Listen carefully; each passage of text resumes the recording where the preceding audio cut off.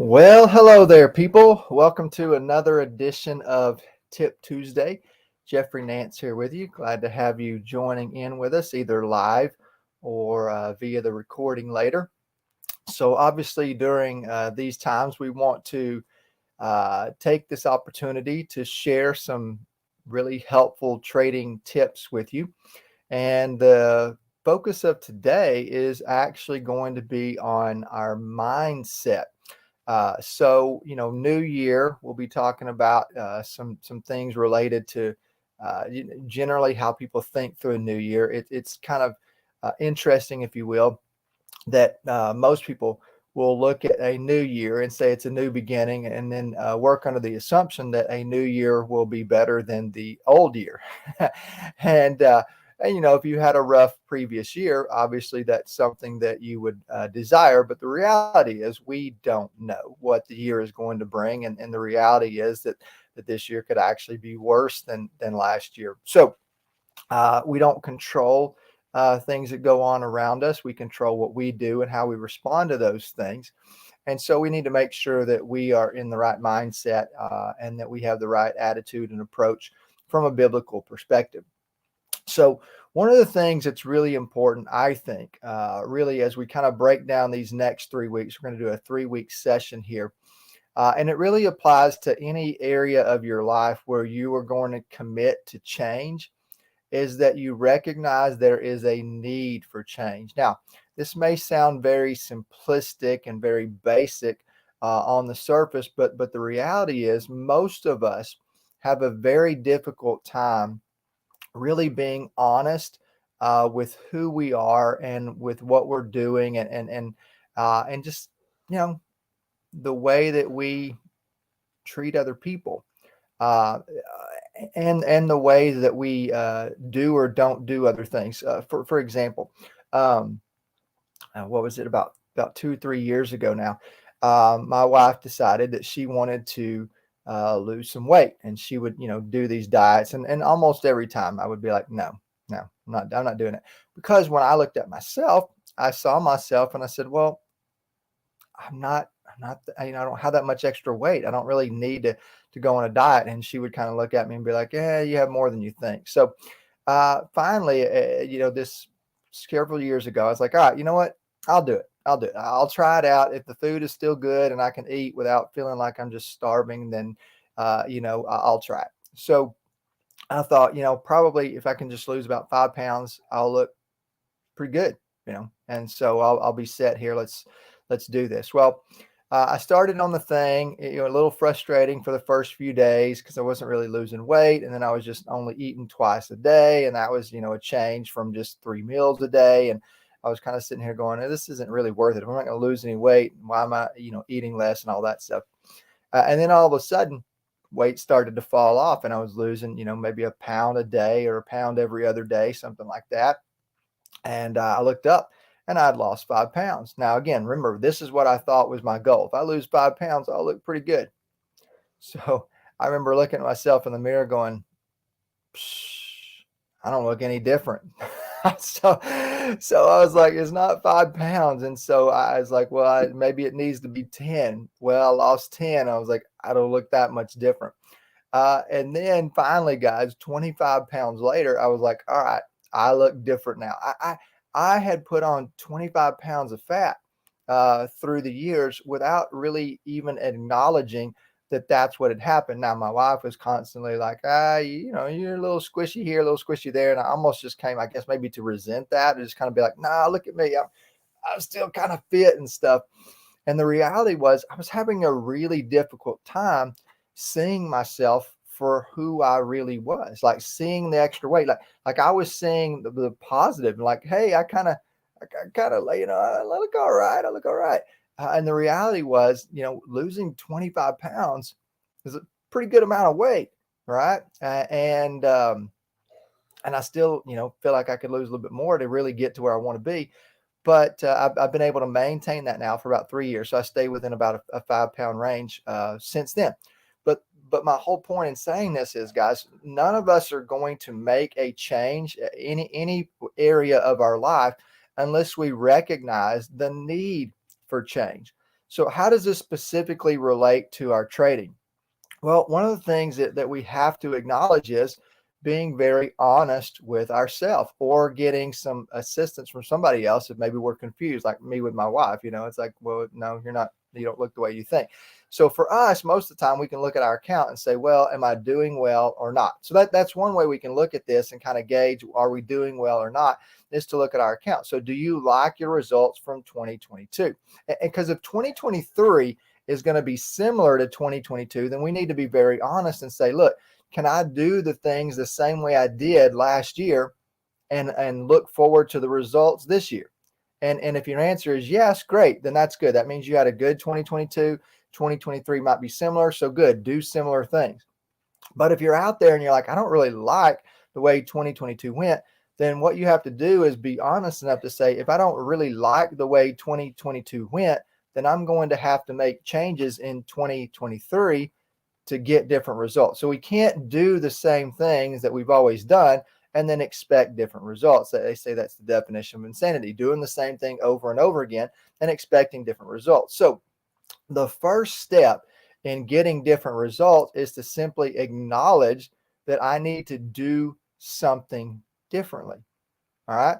So what I wanted to share with you guys today is what are some of the things that I think very practically you could do differently to perhaps have different results this year, particularly in your trading account. Now, of course, I would like for this to expand into other areas of your life, whether that's, health goals or whether that's, family relationship goals or applying biblical concepts, becoming more like Jesus, all that stuff. All that stuff is ridiculously important, right? So I want it to apply to all those areas of your life, but specifically here, I want us to really be able to hone in on some things that I think would really be questions, right? Questions that you need to ask yourselves so that you can kind of figure out, where am I?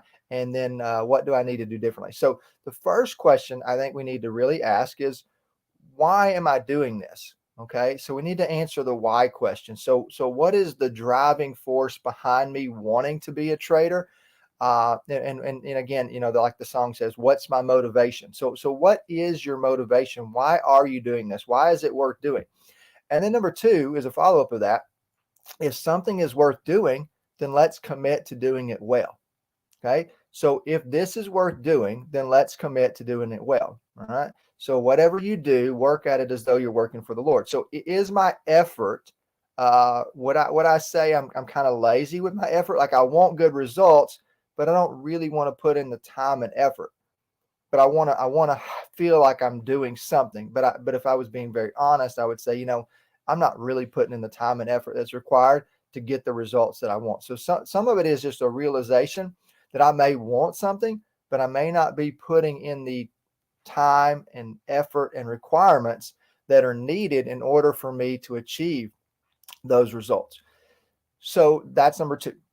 Number three, what are some very practical things that I need to do differently? I tell people this regularly. The goal of trading is not to trade more often, it's to make more money trading. Okay.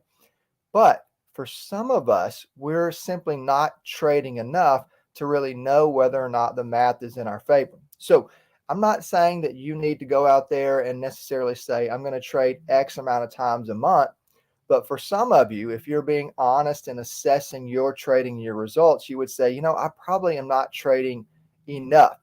Okay. I'm not trading enough. I need to be getting into more trades. Now, you have to balance this, right? Because you can go get in more trades. And then if you're just getting in more trades that result in expenses, that's not going to be profitable. In fact, I'd rather you be in less trades if you're just going to be kind of crazy and just go get in trades that don't make sense. So maybe for you, the balance is saying, yeah, for me, I'm too cautious. I see good trading opportunities, but I hesitate for whatever reason, because I'm concerned about expenses, because I'm not really sure if I'm seeing what I'm supposed to see, et cetera, et cetera. I just find that I probably need to be in more trades to really see whether or not I'm doing this correctly, and whether or not I can even make a good assertion as to whether or not I'm on the right path or not. All right. So for some of you, all right, your goal is to trade more. For some of you, your goal should be to trade less, but to be more discerning in the opportunities that you're selecting. So some of you guys are just out there and you're just throwing darts, just a handful of darts, just chunking them, just saying, let's just see if anything hits the bullseye. So for some of you, the goal isn't to trade more, the goal is to trade less, but to be more discerning in the trades that you're selecting. All right. So now we've talked about number of trades. Let's talk about the next thing that I think we really ought to do in order to enhance our trading is to be strongly committed to stopping out. All right. So guys, listen, every trade you make carries the possibility of being an expense. So what's the difference between an expense and a loss? Well, years ago, I used to say the difference between an expense and a loss is whether or not it made you cry. And I think there is some value to that, right? Because, things that make us cry are normally bigger than things that we just go, hey, that stinks. All right. But the reality is every business has expenses. So what actually is an expense? Well, a business pays money for a product, which they plan on turning around and selling. A business pays employees. What do they hope to get out of those employees? The idea behind an expense is that it's something that we're willing to pay to make us better or to help us get desired results. So as a business owner, you pay employees because you need them to help you fulfill your business model, right? To be able to facilitate needs of your customers and to fill those things. You pay for goods because you need something to sell to people. So we need to figure out that when it comes to expenses, we're going to have those expenses, but expenses need to be things in our trading that actually help us to get better. So as you evaluate the trades that you're in, particularly the ones that have had expenses, how is that expense going to make you a better trader? What did you learn from that trade? What did you do well, right? But what did you maybe not do so well? And again, kind of a follow-up to that is if you're not sure what the answers are to those questions, that's a really good time to send in a message to a coach and say, I had an expense on this, but I don't really see why. Because sometimes going to a coach, they have the ability to look at things and see them differently and maybe point out something that you didn't see. And maybe it's something obvious, but you just missed it. Or maybe it's something that's not very obvious. Maybe it's just something way more advanced than where you are at your trading level right now. And you just didn't even know that was a thing. That's cool because that's an opportunity for you to learn. So honestly assess where you are, but be willing to take expenses so that those expenses can make you better. All right. And the last thing I'll say to you guys today is make sure that you really are having a plan. We talk about this, and Jared says, that you need to have a plan and trade your plan, but that really needs to be part of what you're going to do. There may be some things that change your plan along the way. Like let's just say you're in a bullish trade and then all of a sudden the entire market turns and goes down and your stock starts to follow it, but it hasn't quite hit your resistance. Well, go ahead, take profits there. That's fine.